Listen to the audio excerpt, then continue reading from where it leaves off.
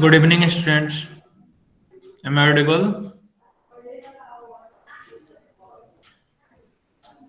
Okay.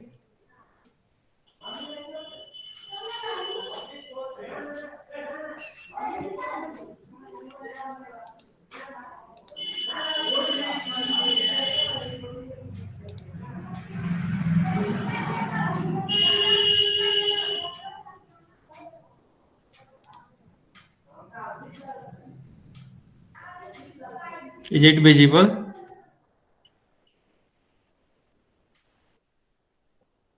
Okay. Thank you. Okay. In the last class, we have studied way of investment. Okay. So your homework was 4.3. Practice it. Have you done, everyone?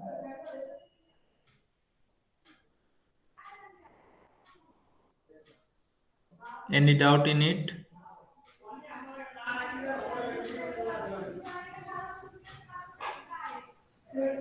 सबने किया है 4.3?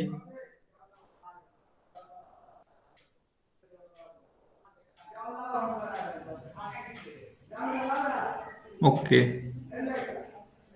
कोई answer नहीं.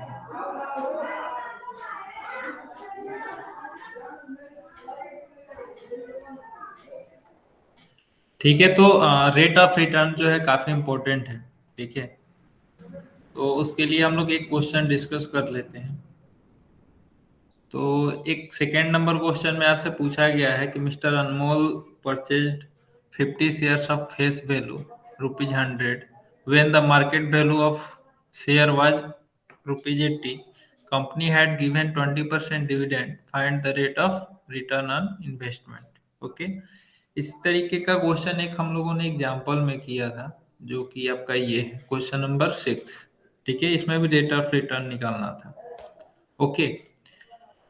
तो इसके लिए हमको क्या-क्या निकालना पड़ता है? सम इन्वेस्टमेंट निकालना पड़ता है, फिर से डिविडेंड पर शेयर निकालना पड़ता है, फिर टोटल डिविडेंड रिसीव्ड और फिर निकालते हैं रेट ऑफ रिटर्न. तो इसके लिए हम लोग चलते हैं, क्वेश्चन करते हैं, जो कि क्वेश्चन नंबर 5th है. इसको हम लोग करेंगे. ओके.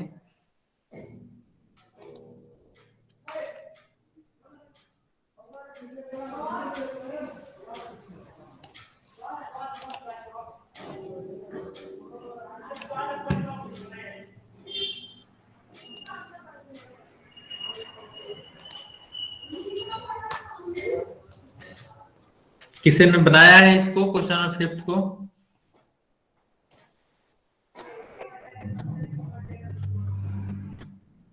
मैत्री, अनुज, धीरज.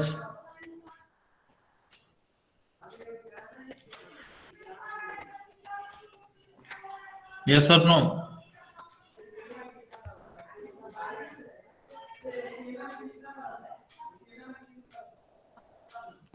देखिए क्या बोल रहा है क्वेश्चन कि Shri Santilal has purchase 150 shares. ठीक है.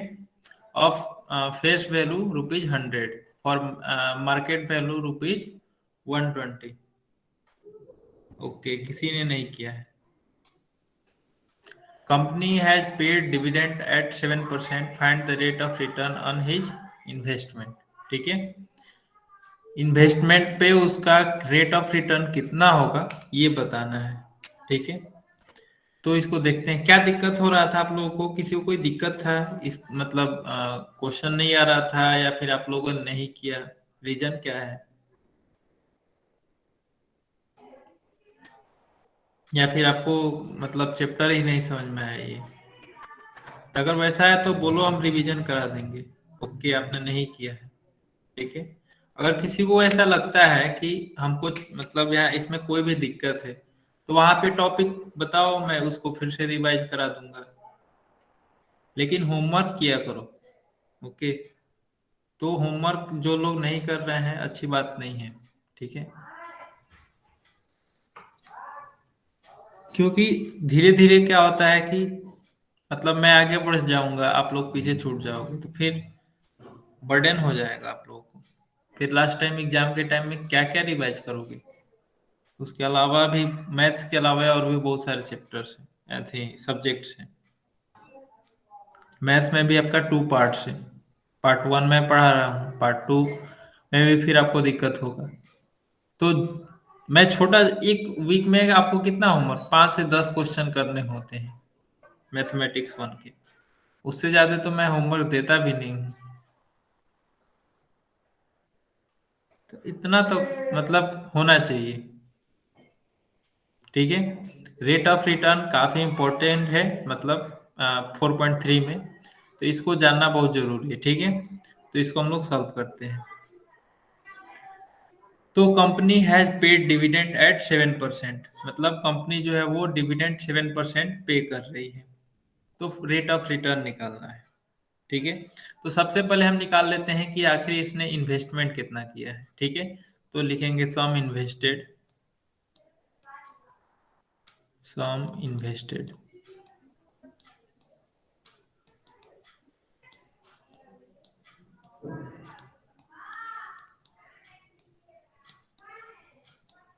इक्वल टू सम इन कितना इन्वेस्टमेंट इसने किया है, कैसे पता करेंगे। तो उसके लिए जो भी मार्केट वैल्यू होता है, ठीक है, market value into number of shares. ठीक है। तो नंबर ऑफ शेयर्स कितने हैं, 150। Number of shares into market value, यानी कि 150 इनटू 120। तो ये मल्टीप्लाई करने में कितना होगा, ये डबल जीरो होगा। और 12 में 15 से मल्टीप्लाई करेंगे तो 180 होगा। ओके।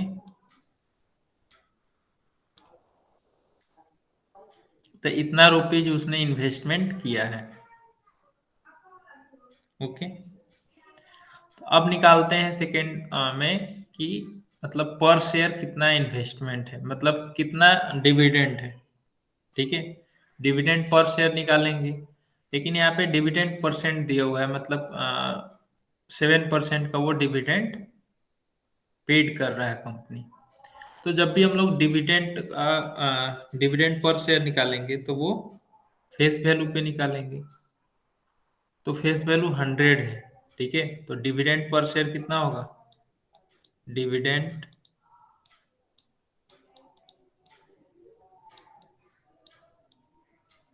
डिविडेंड पर शेयर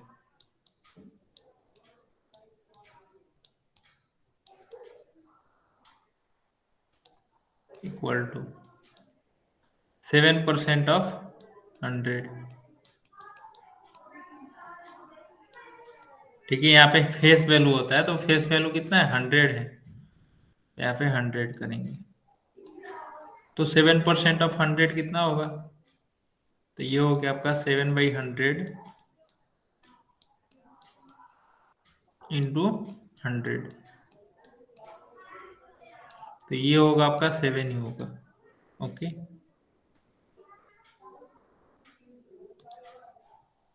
तो ये सिर्फ 7 ही हुआ।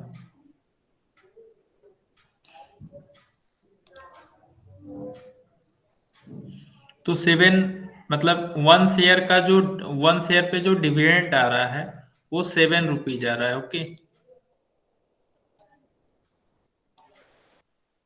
जो 1 शेयर पे डिविडेंड है वो 7 रुपीज। लेकिन इसने कितना शेयर परचेज किया है, 150। ठीक है। तो 150 पे हमको निकालना होगा। तो टोटल डिविडेंड कितना होगा, टोटल डिविडेंड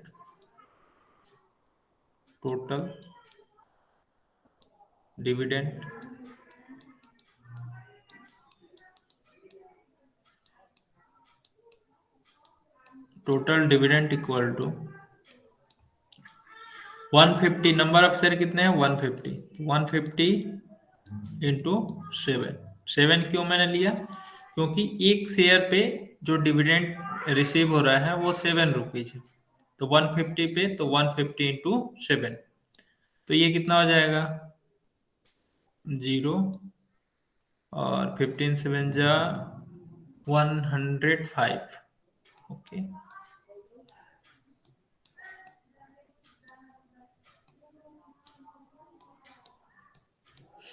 तो 1050 रुपीज जो है वो टोटल डिविडेंड है, राइट। अब हमको निकालना है रेट ऑफ रिटर्न। तो रेट ऑफ रिटर्न निकालने के लिए मैंने क्या बताया था? रेट ऑफ रिटर्न निकालने के लिए ROR, जो डिविडेंड रिसीव्ड टोटल डिविडेंड है, ठीक है, उसको तो यहाँ पे लिखेंगे टोटल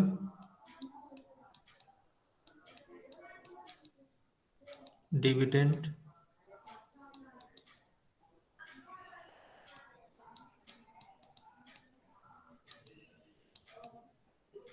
डिवाइडेड बाई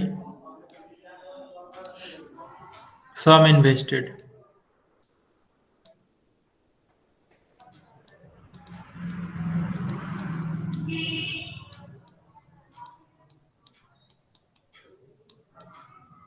इंटू 100।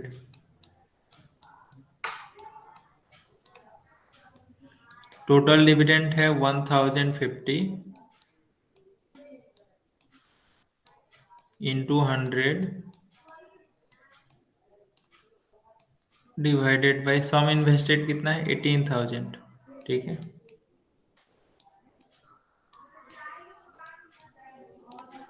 तो ये जीरो से ये जीरो कैंसिल आउट हो गया, ये जीरो से ये जीरो कैंसिल आउट हो गया, ओके। तो ये हो जाएगा 3 से फिर डिवाइड कर सकते हैं इसको, 3 6 18, और ये हो गया 35, ओके। अब भी डिवाइड होगा? नहीं होगा, ओके। तो इसको डिसिमल में कन्वर्ट कर देते हैं। 6 5 30, 5 फिर 50, 6 8 48, 20, 5.83% के आसपास आएगा कुछ, ओके। इसको नोट कर लीजिए सारे लोग। तो ये आपका रेट ऑफ रिटर्न आपका यही है, रेट ऑफ रिटर्न यही है। जब भी रेट ऑफ रिटर्न निकालना होगा तो हम सबसे पहले सम इन्वेस्टेड कैलकुलेट करते हैं, फिर डिविडेंड पर शेयर निकालेंगे, फिर जब पर शेयर डिविडेंड निकल जाएगा तो डिविडेंड किस पे निकालते हैं? फेस वैल्यू पे, ओके। ये फेस वैल्यू है। टोटल डिविडेंड निकालेंगे और फिर रेट ऑफ रिटर्न निकालने के लिए total dividend divide by sum invested into 100 करेंगे, ओके। तो इसको नोट कर लीजिए फटाफट सारे।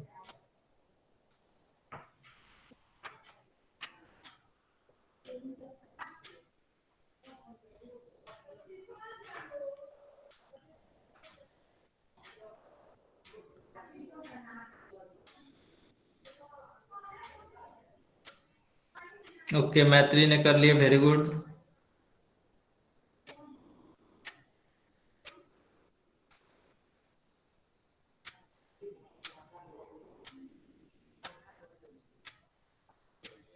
धीरज डन, ओके।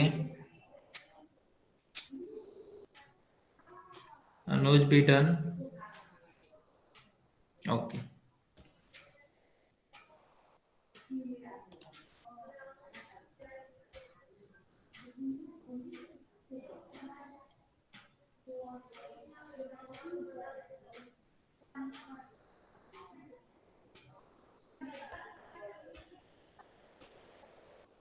तो रेट ऑफ रिटर्न में किसी को कोई डाउट? हम लोग आगे प्रोसीड करें, ओके। नेक्स्ट टॉपिक है आपका brokerage and taxes on share trading, okay. Brokerage का नाम किसी ने सुना है क्या? एनीवन? तो ब्रोकरेज के नाम आपने बहुत सुना होगा, हिंदी में तो सुना ही होगा, दलाल, ओके। Broke, okay.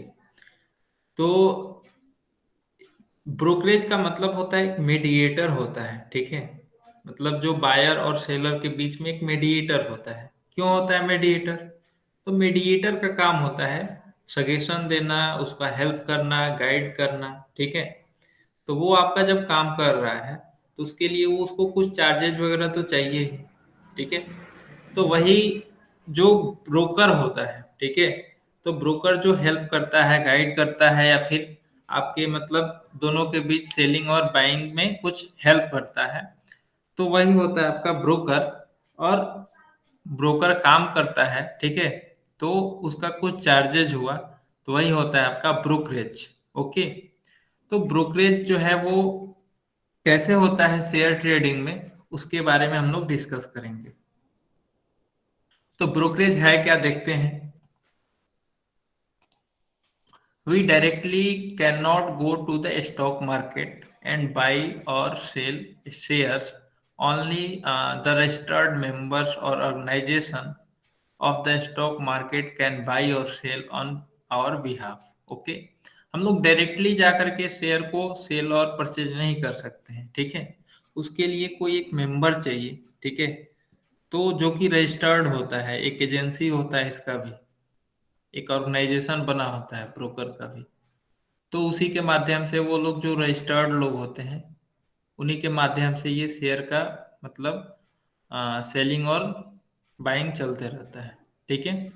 और इन यही सारे मेंबर्स को हम लोग शेयर ब्रोकर्स बोलते हैं, ठीक है? Share brokers. For catering the service of buying and selling of shares, they charge some amount which is called brokerage. मैंने अभी बताया, मतलब इसके लिए जो भी वो लोग बाइंग और सेलिंग करते हैं शेयर्स का, उसके लिए वो कुछ अमाउंट लेते हैं, वो वही है ब्रोकरेज।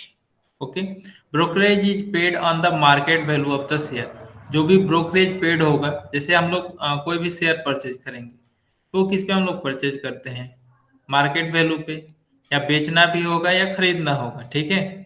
तो सारा कुछ मार्केट वैल्यू पे ही होता है अधिकतर चीजें। तो ब्रोकरेज भी जो है वो मार्केट वैल्यू पे ही मतलब वो निकाला जाता है। कैसे निकालते हैं, उसके लिए हम एक एग्जाम्पल देखेंगे, जो कि एग्जाम्पल ये है, ठीक है? Suppose if the face value of the share is ₹100, ठीक है? The market is 150, market value जो है वो 150 है। Let the rate of brokerage भी 0.5%, ठीक है? मान लेते हैं कि जो ब्रोकरेज रेट है वो 0.5% का है। What amount should one pay for purchasing 100 such shares? ठीक है, ये पूछ रहा है कि कितना अमाउंट पे करेगा अगर 100 शेयर्स परचेज करता है।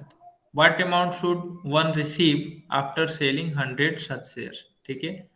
मतलब कि अगर कोई 100 शेयर सेल करेगा, तो फिर वो कितना अमाउंट रिसीव करेगा? तो ये दो सिचुएशन है। पहला सिचुएशन में परचेजिंग का है, और दूसरा सिचुएशन जो है वो सेलिंग का है। ओके, तो दोनों सिचुएशन को बारी बारी से हम लोग देखते हैं, ठीक है? सबसे पहला फर्स्ट सिचुएशन लेते हैं, जिसमें से मतलब शेयर का बाइंग हो रहा है, मतलब खरीदा जा रहा है, ठीक है? तो buying price of one share, ठीक है? तो जब भी शेयर परचेज किया जाएगा, तो एक तो जो भी शेयर परचेज करते हैं वो मार्केट वैल्यू पे ही परचेज करते हैं। ओके, लेकिन अब बीच में जो है एक ब्रोकर है, ठीक है? उसको भी कुछ अमाउंट पेड करना है। तो क्या वो अपने पॉकेट से ही देना है, ठीक है? तो मतलब हमारा जो टोटल खर्च होगा, ठीक है, तो वो तो पर शेयर कितना होगा उसको भी हम लोग कैलकुलेट करेंगे। तो वो क्या है कि रेट ऑफ ब्रोकरेज जो है वो 0.5% का है। तो जो भी अमाउंट हम लोग मतलब मार्केट वैल्यू का होगा, जो भी अमाउंट का हम शेयर परचेज करेंगे, उस पे 0.5% का ब्रोकरेज हमको देना होगा, ठीक है? क्योंकि उनके माध्यम से ये सारी चीजें हो रही हैं। तो मार्केट वैल्यू प्लस ब्रोकरेज, ठीक है? मतलब एक शेयर परचेज करने के लिए हमको इतना अमाउंट पे करना होगा, ठीक है? अभी तक हम लोग क्या पढ़ रहे थे, मार्केट वैल्यू पे ही शेयर परचेज करते थे, लेकिन बिना ब्रोकर का हम लोग नहीं परचेज कर सकते हैं, तो इसीलिए हमको कुछ ब्रोकरेज भी देना होगा, ठीक है? तो मार्केट वैल्यू 150 हो गया, ठीक है? और ब्रोकरेज जो है वो 0.5% का है, तो मार्केट वैल्यू पे ही हम इसको कैलकुलेट करते हैं, ठीक है? तो मार्केट वैल्यू जो होगा उसका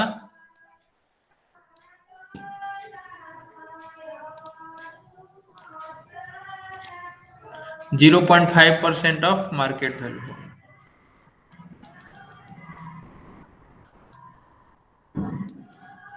तो क्या ये ब्रोकरेज है? ओके, ये ब्रोकरेज जो है वो 0.5% ऑफ मार्केट वैल्यू, तो 0.5% ऑफ 150।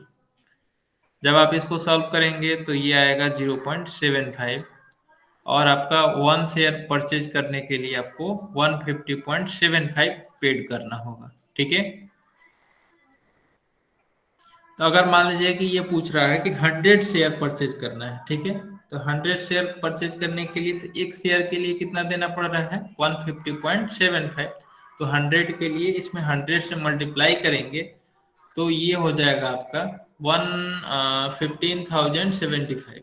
ओके, तो मतलब 100 शेयर के लिए इतना आपको पे करना पड़ेगा, और 75 रुपीज जो है वो क्या है आपका, ऐसे अगर आप ब्रोकरेज नहीं दे रहे हो, ठीक है, तो जनरली 150 एक का है शेयर का मार्केट वैल्यू, तो 100 का क्या हो जाएगा, 150 into 100, यानी कि ये आएगा आपका 15,000। ठीक है, 15,000 का आपका शेयर है, लेकिन आपको ब्रोकर चार्ज देना है तो वो कितना है, 75 rupees.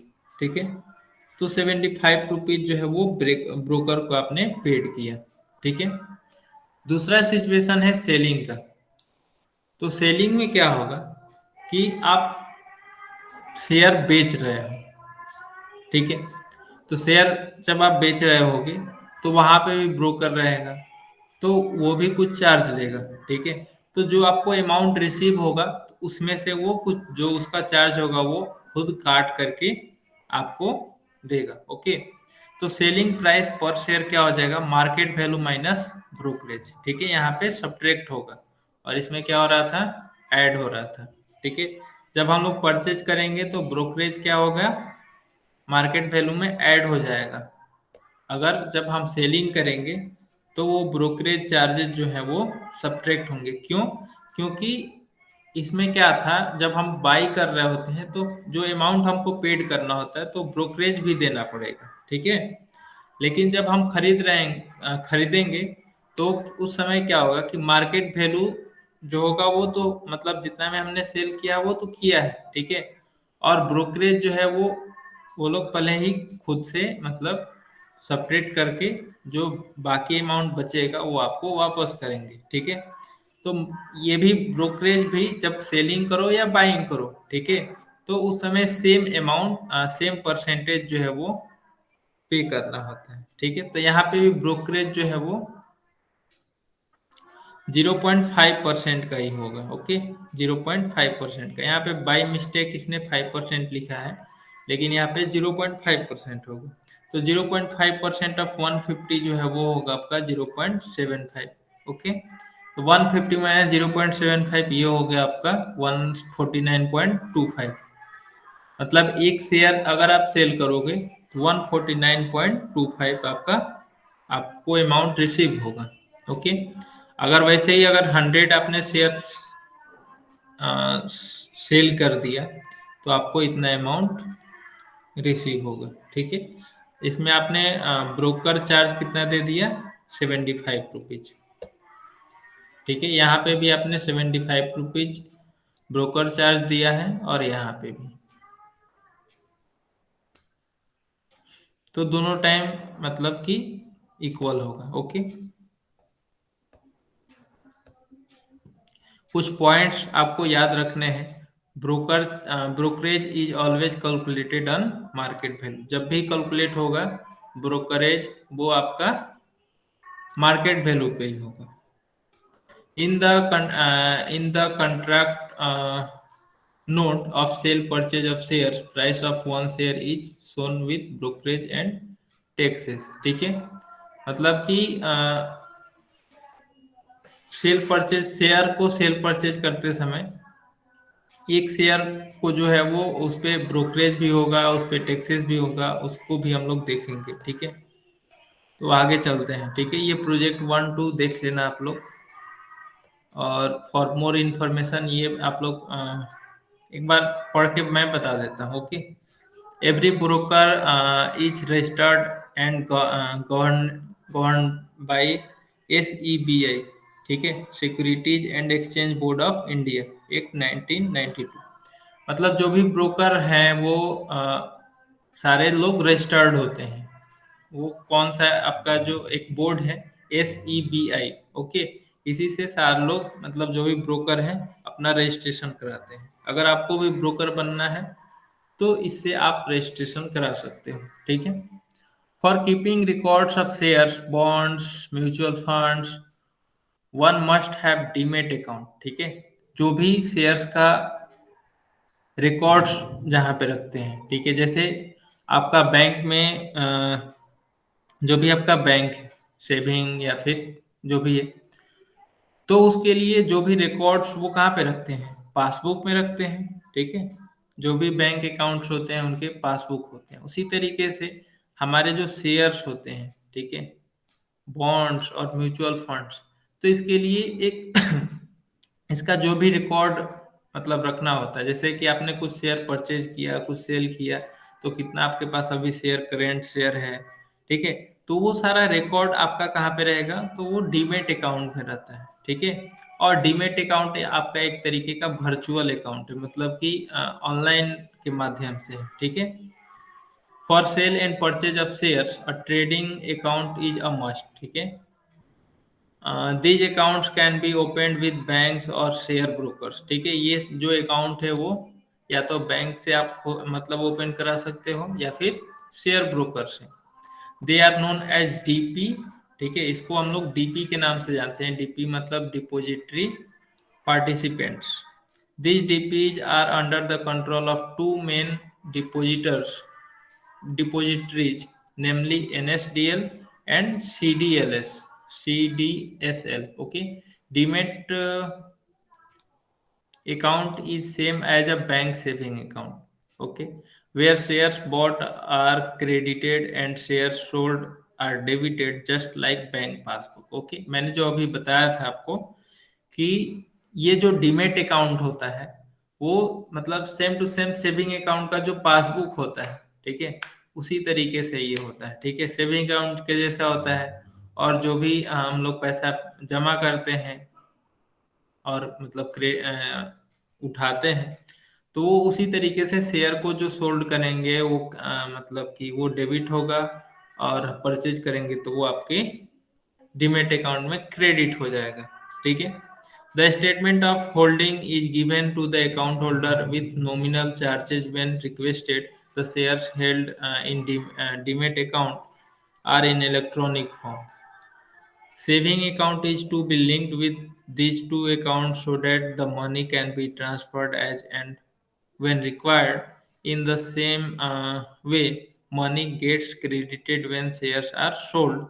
For opening these accounts, share broker or bank representative gives guidance. Okay, तो ये क्या बोल रहा है, ये बोल रहा है कि जो आपका डीमेट अकाउंट होता है वो आपके सेविंग अकाउंट से लिंक्ड होता है, ठीक है। जब आप शेयर परचेज करोगे तो आपके सेविंग अकाउंट से जो अमाउंट होगा वो डिडक्ट हो जाएगा, और जब आप उसको सेल करोगे तो आपका जो अमाउंट होगा वो आपके बैंक में वो क्रेडिट हो जाएगा, ओके। तो वो दोनों लिंक होता है, ठीक है।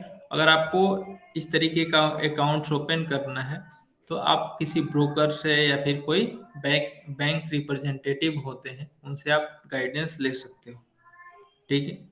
तो ये फॉर मोर इन्फॉर्मेशन की जानकारी के लिए है, इससे क्वेश्चंस वगैरह नहीं पूछे जाएंगे। अब आते हैं अपने टॉपिक पे, ठीक है। तो जो ब्रोकरेज होते हैं वो रजिस्टर्ड होते हैं, ओके। उनका एक रजिस्ट्रेशन नंबर होता है।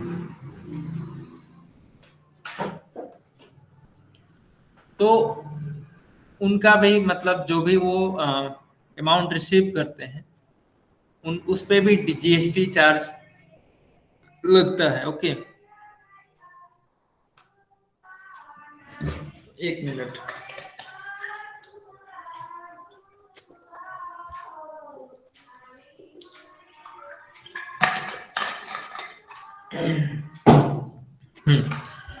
तो जो भी वो लोग मतलब ब्रोकरेज होता है उस पे जीएसटी चार्ज होते हैं, ठीक है।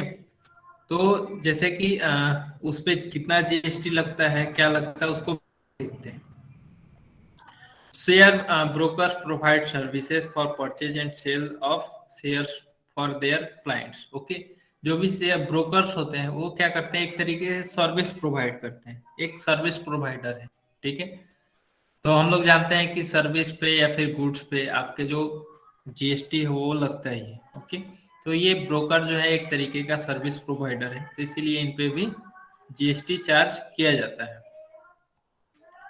रेट ऑफ जीएसटी जो है वो 18% होता है ब्रोकरेज पे। ठीक है, और आप उसका अगर मतलब वो लोग उसका प्रॉपर आपको बिल देते हैं। ठीक है, बिलिंग करते हैं, उस पे आपको एसएससी भी होता है सर्विस का जो होता है। ओके, नोट में एक दिया हुआ है, for the safety of the investors there are other nominal charge besides GST on brokerage. ठीक है, तो जीएसटी तो जो चार्ज लगता है वो तो लगता ही है, लेकिन सेफ्टी पर्पस के लिए जो भी इन्वेस्टर्स होते हैं उनके सेफ्टी के लिए मतलब कुछ अलग से भी चार्जेस लगाए जाते हैं, जैसे कि उसमें इंक्लूड होता है security transaction tax, SEBI charge, okay, stamp duty.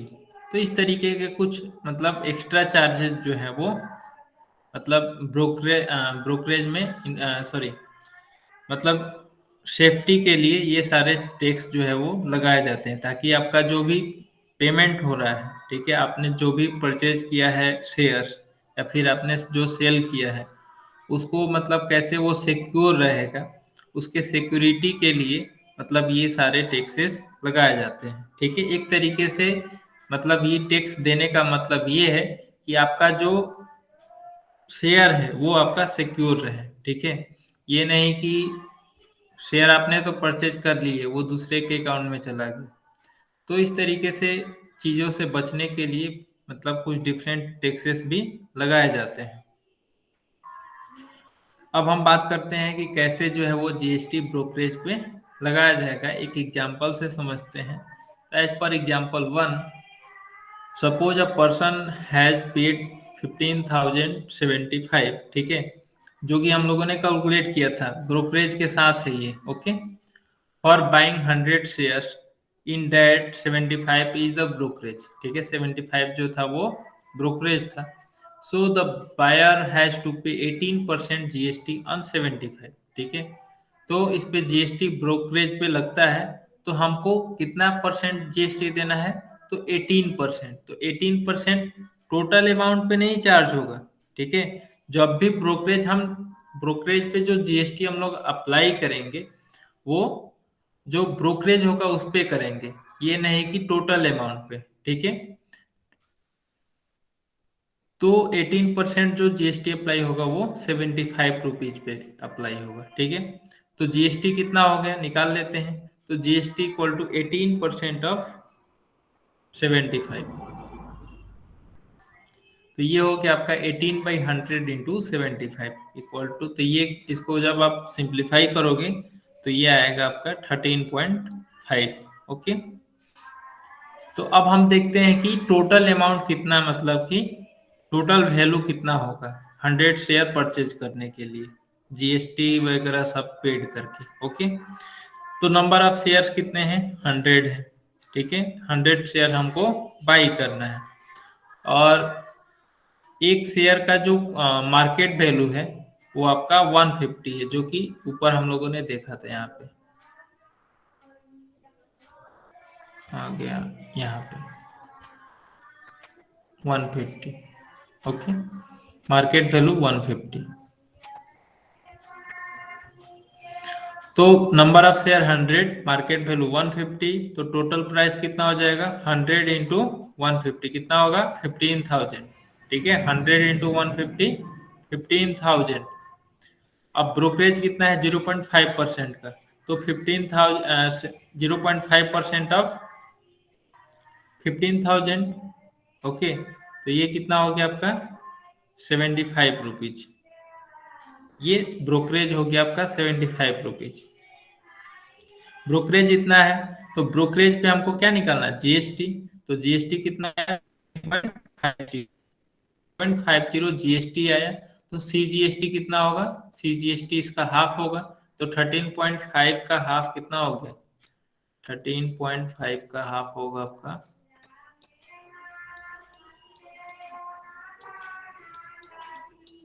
6.75। ठीक है, तो 6.75 जो है वो CGST होगा और SGST भी इतना होगा। तो टोटल अमाउंट कितना हो गया इसको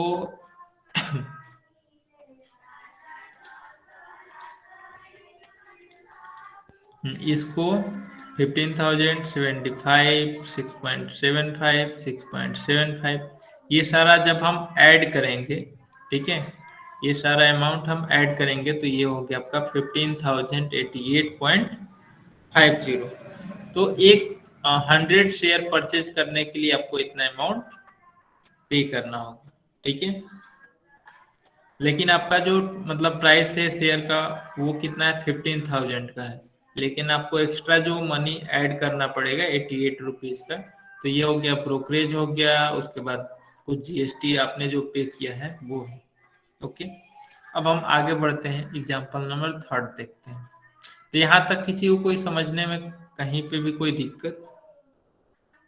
यहाँ तक सारा कुछ क्लियर है? Okay,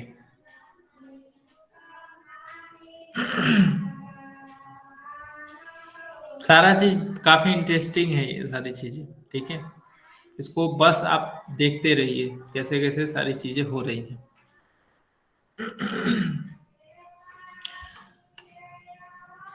Bashir Khan purchase 100 share of market value 40। Okay, brokerage paid at the rate of 0.5% and rate of GST on brokerage is 18%. Find the total amount he paid for the share purchase. Okay, जो बशीर खान है उसने 100 share purchase किया है, ठीक है, और एक share का जो मार्केट वैल्यू है वो 40 रुपीज है। तो जैसे ये आया तो हम टोटल हम वैल्यू निकाल सकते हैं, कितना हो गया 100 शेयर का। तो 100 शेयर का वैल्यू जो होगा 40 into 100, market value into number of share, तो ये हो गया 4000। ओके, अब बोल रहा है 0.5% का ब्रोकरेज है, तो ब्रोकरेज पर शेयर कितना हो गया 0.5% ऑफ 40। ठीक है, तो 0.5% ऑफ 40 निकालोगे तो 0.5 डिवाइड बाई 100 इंटू 40, तो ये कैलकुलेट करोगे तो ये होगा आपका 0.2। ओके, तो एक शेयर पे आपको इतना ब्रोकरेज देना होगा। तो कॉस्ट ऑफ वन शेयर भी निकाल लेते हैं, या फिर ऐसा भी आप कर सकते हो कि ब्रोक मतलब एक शेयर के लिए आपने इतना पे किया है तो 100 के लिए कितना पे करोगे, तो इसमें 100 से डायरेक्टली मल्टीप्लाई कर सकते हो। ठीक है, तो इसमें आप 100 से मल्टीप्लाई करोगे तो ये आएगा आपको 20 रुपीज, यानी कि आपने 20 रुपीज ब्रोकरेज पे किया है 100 शेयर के लिए। ठीक है, लेकिन अगर हम ऐसे भी निकाल सकते हैं, कॉस्ट ऑफ वन शेयर निकाल लेते हैं पहले, तो कॉस्ट ऑफ वन शेयर कितना हो गया मार्केट वैल्यू प्लस ब्रोकरेज। ठीक है, तो एक शेयर के लिए ब्रोकरेज इतना है और एक शेयर का मार्केट वैल्यू इतना है, तो 40 plus 0.20 equal to 40.20।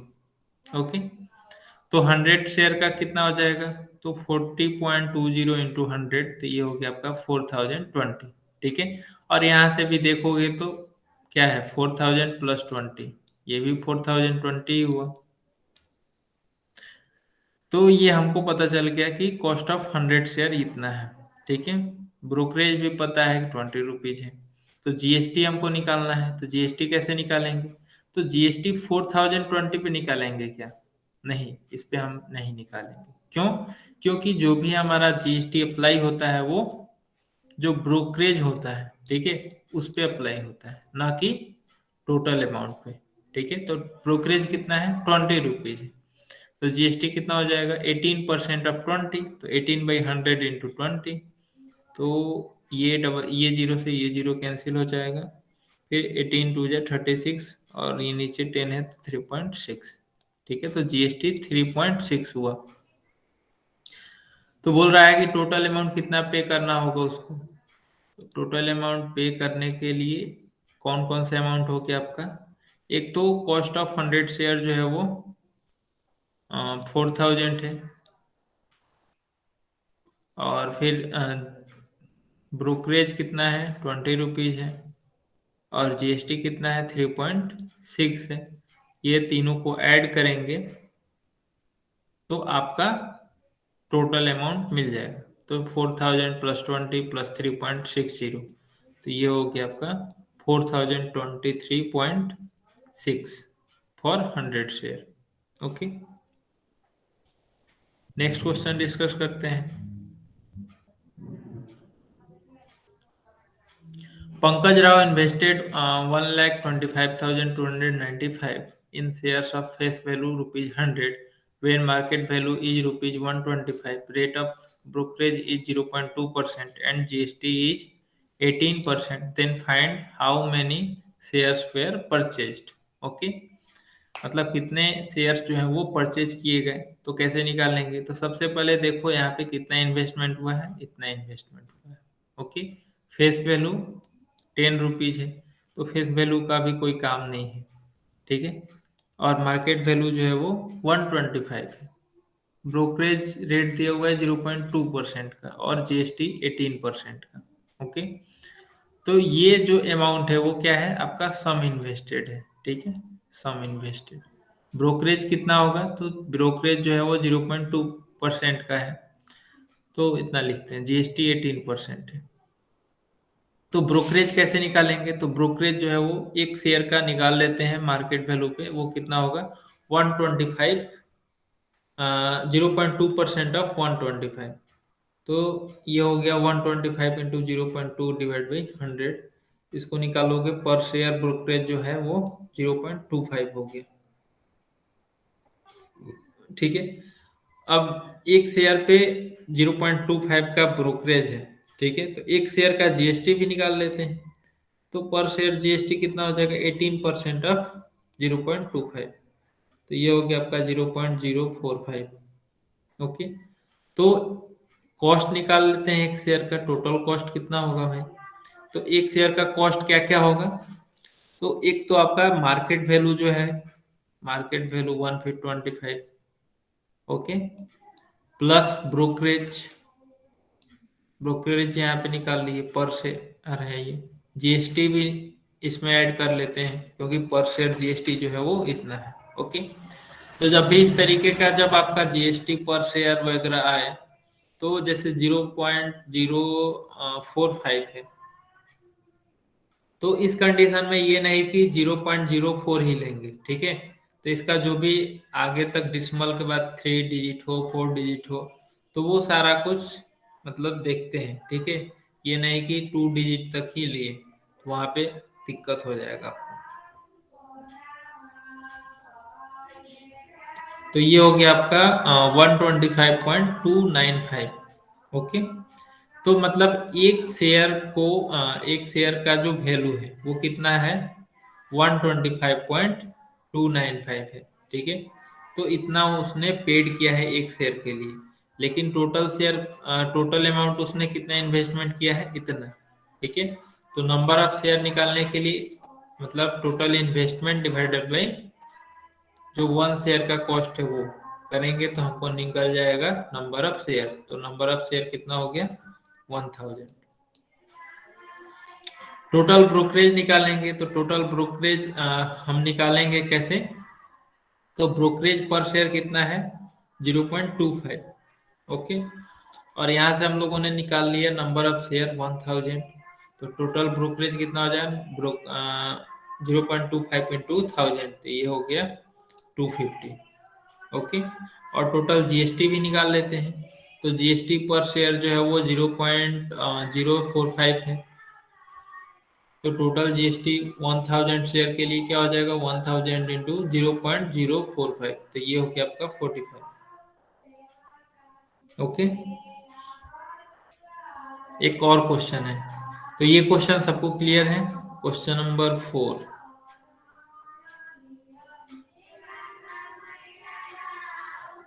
Okay,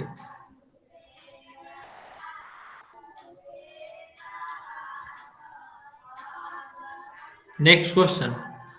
Nalini Tai invested 6,024 in the shares of face value rupees 10.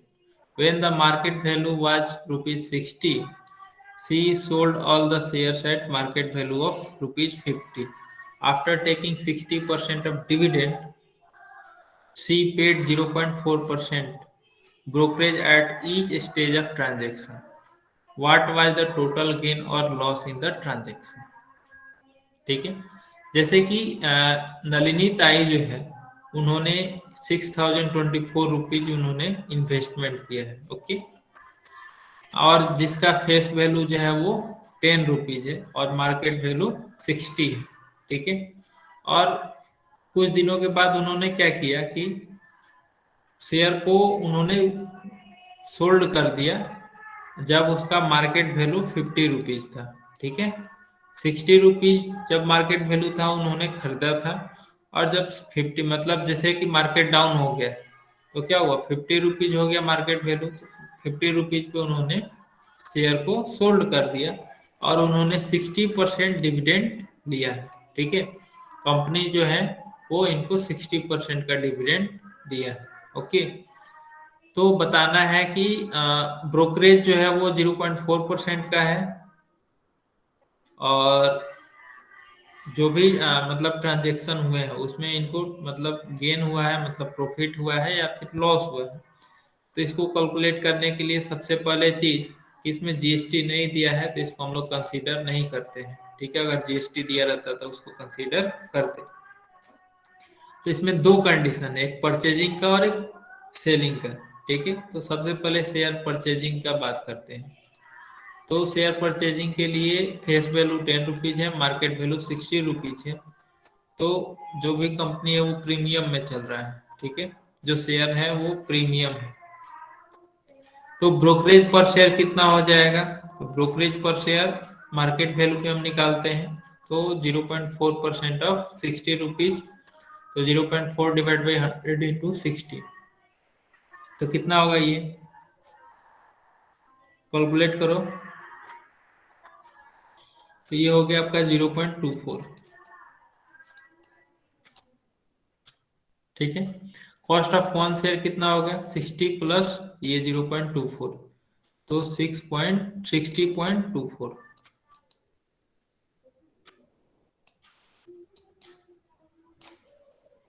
Number of shares कितने होंगे, तो नंबर ऑफ शेयर्स के लिए total investment divide by cost of one share. ठीक है, तो 6024 डिवाइड बाई 60.24, तो ये हो गया आपका 100।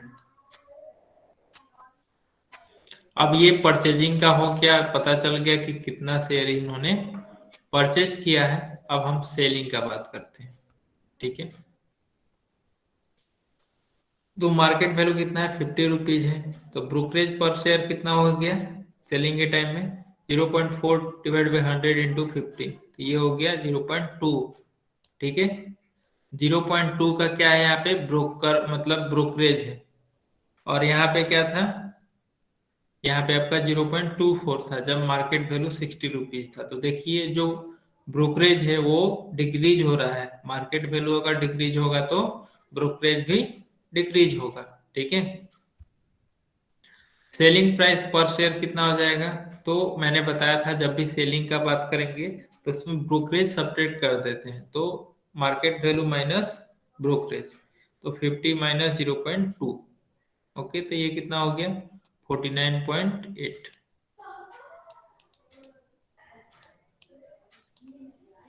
तो सेलिंग प्राइस ऑफ 100 शेयर कितना हो जाएगा, 100 इंटू 49.80, तो ये हो गया आपका 4980।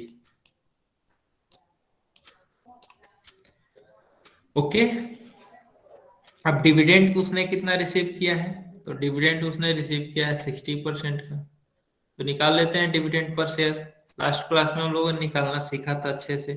तो डिविडेंड पर शेयर जब भी निकालते हैं डिविडेंड, वो किस पे निकालते हैं, कौन बताएगा, फेस वैल्यू पे निकालते हैं या मार्केट वैल्यू पे, right in the chat box.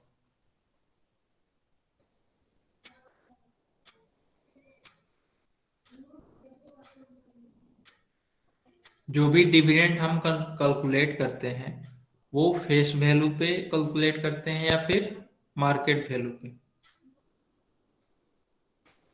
Face value के लिए एफ भी लिखेंगे और मार्केट वैल्यू के लिए एम भी। Okay,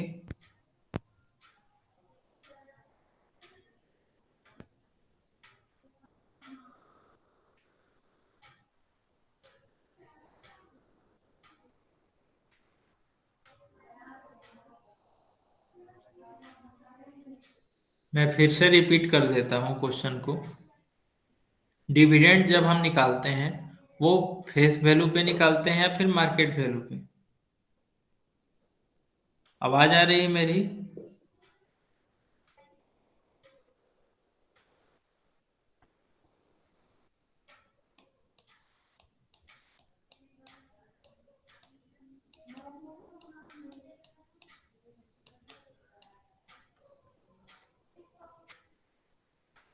market value. धीरज ने आंसर किया मार्केट वैल्यू। ओके। मैत्री? यस।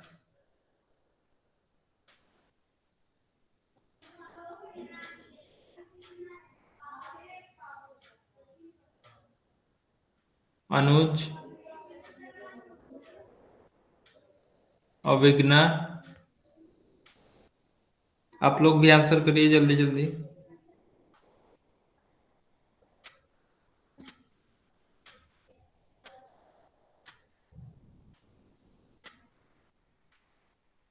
जैसे डिविडेंड हमको कैलकुलेट करना है, डिविडेंड पर शेयर। ओके। तो डिविडेंड पर शेयर जब भी हम कैलकुलेट करेंगे तो उसके लिए फेस वैल्यू यूज करेंगे या फिर मार्केट वैल्यू? मैंने ये क्वेश्चन पूछा है।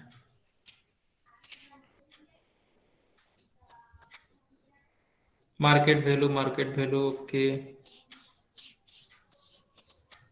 ओके।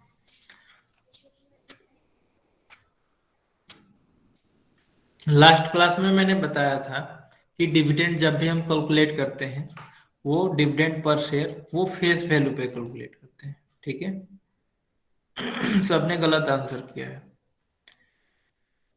एक डिविडेंड ऐसा है कि जो कि आपका कैलकुलेट होगा वो फेस वैल्यू पे होगा। ओके। और बाकी सारी चीजें जो है वो मार्केट वैल्यू पे होती है। तो डिविडेंड पर शेयर कितना होगा? 60% ऑफ। मैंने अभी क्लास के स्टार्टिंग में भी मैंने बताया था कि डिविडेंड जब भी कैलकुलेट करेंगे तो वो फेस वैल्यू पे करते हैं। ठीक है। तो डिविडेंड कितना रिसीव होगा? तो 60% ऑफ फेस वैल्यू, तो 60/100 इंटू 10। ओके। तो ये जीरो और ये जीरो से ये दोनों जीरो कैंसिल हो गया, तो डिविडेंड पर शेयर कितना हो गया? 6 रुपीज होगा। ओके। तो डिविडेंड ऑन 100 शेयर कितना हो गया? 6 इंटू 100, तो ये हो गया आपका 600। ओके। फिर मतलब इनका इनकम कितना हो जाएगा फिर? तो इनकम के लिए देखो क्या क्या चीजें दी गई। तो इनकम कितना होगा? ठीक है। तो यहाँ पे देखो सेलिंग किया है तो कितना इसको मिल रहा है? 4980 रुपीज। और इन्होंने डिविडेंड रिसीव किया है 600 का। ओके। तो ये दोनों अमाउंट ऐड होगा। ठीक है। तो 4980 प्लस 600। ठीक है। तो इन दोनों को ऐड करोगे तो कितना आ जाएगा? 0896 15 4 + 1 5। ठीक है। 5580 रुपीज जो है वो इनकम हुआ। ठीक है। और इन्होंने कितना इन्वेस्टमेंट कितना किया है इन्होंने? तो इन्वेस्टमेंट इन्होंने किया है, कितना इन्वेस्टमेंट किया? 6024। ठीक है। 6024 रुपीज इन्होंने इन्वेस्टमेंट किया है। और इनकम कितना हुआ? 5580। तो क्या हुआ? लॉस हुआ या प्रॉफिट? तो यहाँ पे आपको डायरेक्टली दिख रहा है कि इतना इनकम हुआ और इतना इन्वेस्टमेंट है, तो सीधी सीधी बात है, लॉस हुआ। ओके। तो लॉस इक्वल टू हो जाएगा आपका 6024 माइनस 5580। तो इसको सब्ट्रैक्ट करेंगे तो ये हो जाएगा कितना? 4 - 0 4, 2 - 8, तो ये नहीं जाएगा। 12 - 8, ये हो गया 4। और फिर 60 - 56 ये हो गया 444 रुपीज का लॉस हुआ। ओके, तो हर बार मतलब कि शेयर परचेज करते समय या फिर मतलब शेयर मार्केट में हर समय सिर्फ बेनिफिट ही नहीं होता है, लॉस भी होता है। ठीक है, तो यहाँ पे देखिए तो इनको डिविडेंड मिलने के बाद भी इनको लॉस हुआ। ओके, तो वो डिपेंड करता है आपका मतलब कि किस टाइम पे आपने परचेज किया है, जब मार्केट वैल्यू कितना था तो आपने परचेज किया है। तो जब आप परचेज करते हो मार्केट वैल्यू पे, उससे ज़्यादा अगर मतलब मार्केट वैल्यू डिक्रीज हो गया तो आपको ऑब्वियसली लॉस होगा। लेकिन ये कोई ज़रूरी नहीं है कि लॉस ही होगा, क्योंकि डिविडेंड कभी कभी ज़्यादा अमाउंट मिल जाता है। ओके, तो अगर डिविडेंड इससे ज़्यादा होता 60% से ज़्यादा होता अगर डिविडेंड, तो हो सकता था इसको प्रॉफिट हो जाए। ठीक है, तो डिपेंड करता है कि डिविडेंड कितना मिला, वो सारी चीज़ें अलग अलग कैलकुलेट करनी पड़ती है। ठीक है, फिर नेक्स्ट है आपका म्यूचुअल फंड। ठीक है, तो म्यूचुअल फंड जो है वो अगले क्लास में करेंगे, अभी हमारा समय भी हो गया है। ठीक है, ये और आधे घंटे का ये है, म्यूचुअल फंड है, फिर आपका SIP है, सिस्टमैटिक इन्वेस्टमेंट प्लान, और फिर कुछ क्वेश्चंस हैं।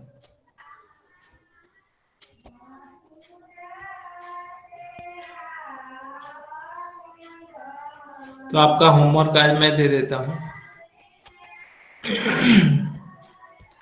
प्रैक्टिस सेट 4.4 में क्वेश्चन नंबर 1, 2, 3। ओके,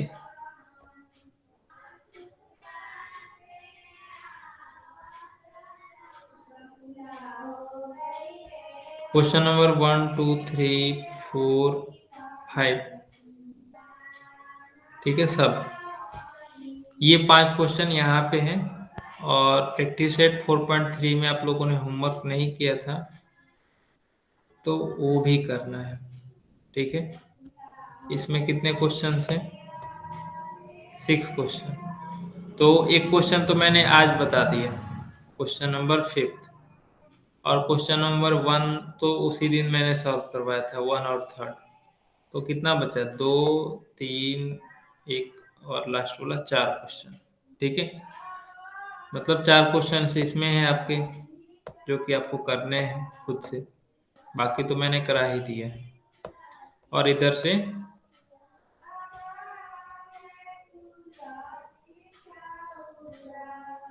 5 क्वेश्चन, तो 5 + 4 9 क्वेश्चन। ठीक है, तो आपको पास 1 वीक का टाइम है, आप लोग करेंगे इसको। ओके, जो भी डाउट होगा वो मैं नेक्स्ट क्लास में डिस्कस करूंगा। ओके, तो क्लास में अभी कौन कौन है? अभिज्ञा, मैत्री, यश। ओके, और जो भी धीरज है और जो भी है, सारे लोग जो है वो होमवर्क करके गूगल क्लासरूम पे अपलोड कर देंगे। ओके, मैं चेक करूंगा सबका, ये संडे तक हो जाना चाहिए। ओके, तो किसी को आज के क्लास में कोई डाउट, एनी डाउट?